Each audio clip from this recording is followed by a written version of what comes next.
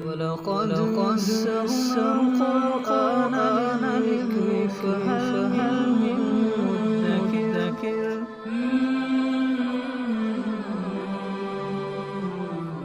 سورہ انعام آیت نمبر 145. اعوذ باللہ من الشیطان الرجیم. بسم اللہ الرحمن الرحیم. قل لا اجد فیما اوحی الی محرما علی طاعم یطعمہ الا ان یکون میتۃ او دما مسفوحا او لحم خنزیر فانہ رجس او فسقا اہل لغیر اللہ بہ فمن اضطر غیر باغ ولا عاد فإن ربک غفور رحیم. سابقہ آیات میں مشرکین مکہ کی رسومات اور ان کے من گھڑت مسائل وہ چل رہے تھے کہ انہوں نے اپنی طرف سے کچھ حیوانات کو حرام کیا ہوا تھا. کسی کو کہتے تھے کہ یہ ہمارے مردوں کے لیے حلال ہے، عورتوں کے لیے حرام ہے.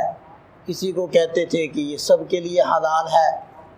تو اس تناظر کے اندر یہاں آپ علیہ السلام کو حکم ہے، قل اے نبی صلی اللہ علیہ وسلم آپ فرما دیجئے، لا اجد میں نہیں پاتا، فیما اوحی الیہ اس میں جو میری طرف وحی کیا گیا یعنی قرآن میں، علی طاعم یطعمہ کسی کھانے والے پر جو کہ اس کو کھائے، الا ان یکون میتۃ مگر یہ کہ وہ ہو مردار. یعنی میں تو قرآن کے اندر مردار کو حرام پاتا ہوں، او دم مسفوحا یا بہتا ہوا خون. اس پر ہم پہلے بھی سورہ مائدہ کے اندر تفصیل سے بات کر چکے ہیں. ایک خون وہ ہوتا ہے کہ جو گوشت کے اندر ہوتا ہے، اور ایک خون جب ذبح کرتے ہیں اس وقت بہتا ہوا نکلتا ہے. تو یہ جو بہتا ہوا خون نکلتا ہے یہ حرام ہے اور یہ نجس اور ناپاک ہے. جو اس کے بعد جب اس کے حصے کر رہے ہوتے ہیں تو گوشت کے اندر بھی خون ہوتا ہے، تو وہ رکا ہوا خون ہوتا ہے، وہ حلال ہے اور وہ پاک ہے. لہذا گوشت کو جب آپ بنوا کر لاتے ہیں تو گوشت کے اندر جو ہلکا پھلکا خون ہوتا ہے اگر اس کو نہ بھی دھویا جائے اسی طرح پکا لیا جائے تو کوئی حرج نہیں ہے، وہ پاک ہے.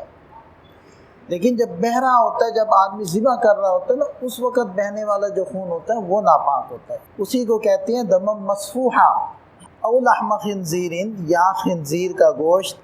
فإنہ رجس اس لیے کہ وہ نجس ہے، وہ اپنی ذات کے اعتبار سے ناپاک ہے. او فسقا یا ایسا گناہ والا حیوان اہل لغیر اللہ بھی جس کو اللہ کے علاوہ کسی اور کے لیے ذبح کیا گیا ہو، یعنی یا تو اس کے اوپر اللہ کے علاوہ کسی اور کا نام لیا گیا ہو یا اللہ کا نام تو لیا گیا ہے لیکن کسی اور کی خوشنودی کے لیے اس کو ذبح کیا جا رہا ہے تو وہ اہل لغیر اللہ ہو جائے گا، یہ حرام ہے. اب یہ دیکھیے کہ خاص تناظر کے اندر جو پیچھے ایک پس منظر بنا ہوا ہے نا، ایک خاص تناظر بنا ہوا ہے کہ مشرکین کن کن حیوانات کو حرام قرار دیتے تھے، کچھ حیوانات کو بتوں کے نام پر چھوڑ دیتے تھے. تو اس تناظر کے اندر ان چند چیزوں کو حرام قرار دیا جا رہا ہے. مطلقاً صرف یہی چیزیں حرام نہیں ہیں. سورہ مائدہ کے اندر ہم پڑھ چکے ہیں کہ وہاں حرمت علیکم المیتۃ والدم ولحم الخنزیر وما اہل لغیر اللہ بہ والمنخنقۃ والموقوذۃ والمتردیۃ والنطیحۃ وما اکل السبع الا ما ذکیتم. یہ پوری فہرست وہاں گنوائی گئی تھی حرام چیزوں کی. اسی طرح احادیث کے اندر بھی وضاحت آتی ہے اس چیز کی کہ کن کن چیزوں کو اللہ تعالیٰ نے حرام قرار دیا ہے. تو یہاں یہ جو چند چیزوں کو خصوصیت کے ساتھ بیان کیا جا رہا ہے یہ ایک خاص تناظر کے اندر کیا جا رہا ہے جس کو ہم ذکر کر چکے ہیں. آپ اس کو آسان مثال سے یوں سمجھ لینا کہ ایک مریض ہے، اس مریض کی طبیعت کے مطابق ڈاکٹر نے اسے بہت ساری چیزوں سے روکا ہوا ہے. مطلب اس کا مزاج بادی والا ہے تو بادی والی ساری چیزوں سے ڈاکٹر نے اس کو روکا ہوا ہے. ایک خاص بیماری میں وہ دوا لیتا ہے تو پوچھتا ہے پرہیز، تو ڈاکٹر کہتا ہے کہ جی بس تم چاولوں سے پرہیز کرو، بقیہ سب کچھ کھا سکتے ہو. اب بقیہ سب کچھ کا یہ مطلب تو نہیں ہے کہ وہ زہر بھی کھا لے، وہ پتھر ڈلے بھی کھا لے. وہ بقیہ سب کچھ کا مطلب یہ ہے کہ جن چیزوں سے تمہیں روکا گیا تھا ان میں سے صرف اس موقع پر تم نے چاولوں سے پرہیز کرنا ہے، بقیہ باقی والی چیزوں کا اتنا مسئلہ نہیں ہے، زیادہ تمہیں چاول نقصان دیں گے۔ تو اس کو کہتے ہیں حصر اضافی، ایک خاص نسبت قائم کی جاتی ہے بعض موقعوں پر، تو یہ بالکل ایسا ہی حصر اضافی ہے کہ آپ کہہ دیجئے کہ میں تو اپنی طرف وحی میں صرف ان چیزوں کو حرام پاتا ہوں۔ یہ اس تناظر کے اندر کہ وہ مشرکین بہت سارے حیوانات کو حرام قرار دے رہے ہوتے تھے، اس تناظر میں یہ کہا جا رہا ہے۔ اور آگے ارشاد فرمایا کہ فمن اضطر غیر باغ، جو مجبور ہو جائے البتہ بغاوت کرنے والا نہ ہو، یعنی کہ اس کے دل کے اندر گناہ کا جذبہ نہ ہو، گناہ کرنا نہ چاہتا ہو، ولا عادن، اور نہ ہی حد سے متجاوز ہو رہا ہو، تو فإن ربک غفور رحیم، یقیناً تیرا رب بخشنے والا مہربان ہے۔ یعنی یہ چیزیں حرام تو ہم نے کر دی، لیکن کوئی مجبور ہو گیا اور اس کے پاس کھانے کے لیے کچھ نہیں ہے سوائے ان میں سے کسی ایک چیز کے، یہی مردار اس کے پاس موجود ہے اور کچھ کھانے کو نہیں ہے، نہیں کھاتا ہے تو جان جاتی ہے۔ اب وہ جو مردار کھانے کی اس کو اجازت دی جا رہی ہے، تو اس کے دل کے اندر اللہ کی نافرمانی کا جذبہ نہیں ہے، وہ تو چاہتا ہے کہ میں نہ کھاؤں، لیکن اور کچھ میسر نہیں ہے۔ اور ولا عادن، اور حدود سے بھی آگے نہ بڑھے، مطلب 5 لقمے کھانے سے اس کی جان بچتی ہے تو وہ باربیکیو نہ بیٹھا ہوا کر رہا ہو سارے اس مردار کو، اور مزے لے لے کر نہ کھا رہا ہو، مجبوری میں۔ جیسے دوا نہیں، انسان کڑوی دوا استعمال کرتا ہے منہ برا کر کے اور دل کو عجیب سی متلا کر وہ چیز کو استعمال کر رہا ہوتا ہے اور سمجھتا ہے کہ یہ میری مجبوری ہے ورنہ میں کبھی بھی اس کو نہ کھاؤں، بالکل اس طریقے سے غیر باغ ولا عاد۔ تو پھر فرمایا کہ فإن ربک غفور رحیم، تیرا رب بخشنے والا مہربان ہے، یعنی تمہارے لیے گنجائش ہے۔ وعلی الذین ہادوا حرمنا، اور یہودیوں پر ہم نے حرام کیا تھا، یعنی یہ تو کچھ چیزیں ہم نے بتا دی کہ وحی کے اندر کچھ مخصوص چیزوں کو حرام کیا گیا تھا، لیکن یہود پر اور بہت ساری چیزوں کو حرام کیا تھا ان کی سرکشی کی وجہ سے۔ تو وہ فرمایا کہ ہم نے یہود پر حرام کیا تھا کل ذی ظفر، ہر ایک ناخن والے حیوان کو۔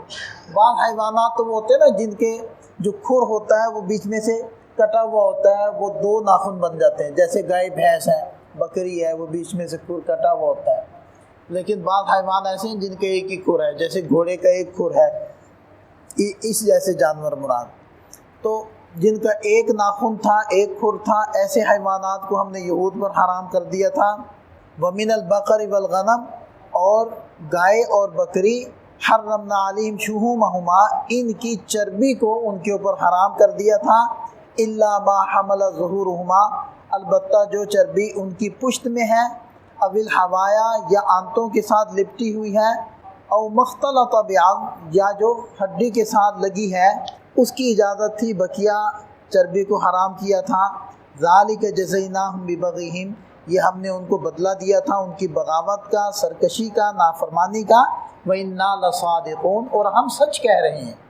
یہ قرآن کی بلاغت کا ایک انداز ہے، ورنہ اللہ تعالیٰ کو تو یہ جتلانے کی ضرورت نہیں ہے۔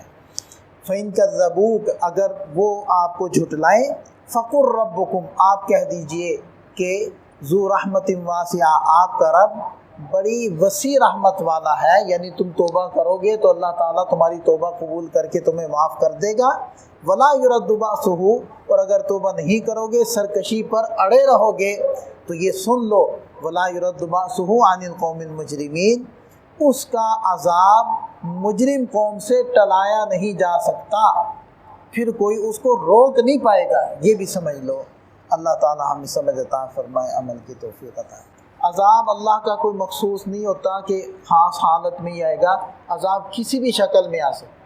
یہ بھی تو عذاب ہی ہے کہ انسان کے پاس سب کچھ ہو پھر بھی وہ مطمئن نہ ہو، یہ بھی تو انسان کے اوپر عذاب ہی ہے کہ بہت کچھ ہے لیکن اس میں برکت ہی نہیں ہے، ٹینشن ہی ٹینشن ہے، یعنی پیسہ ہے، مال ہے، لیکن اس سے مصیبتیں انسان کے اوپر پڑ رہی ہیں، کبھی بیماریوں کی مصیبت، کبھی تھانے کچہریوں کی مصیبت، تو عذاب کی کوئی ایک شکل نہیں ہوتی۔ تو اس لیے صرف یہی نہیں ہے کہ آسمان سے پتھر گریں گے تو وہ عذاب ہے، آج کل یہ جو مختلف شکلیں ہمارے اوپر بے برکتی کی شکل میں عذاب ہے، تو اس لیے اللہ تعالیٰ سے پناہ مانگنی چاہیے، ہمیشہ اللہ تعالیٰ کی رحمت کا سوال کرنا چاہیے۔ اللہ تعالیٰ ہم سب کو عطا فرمائے۔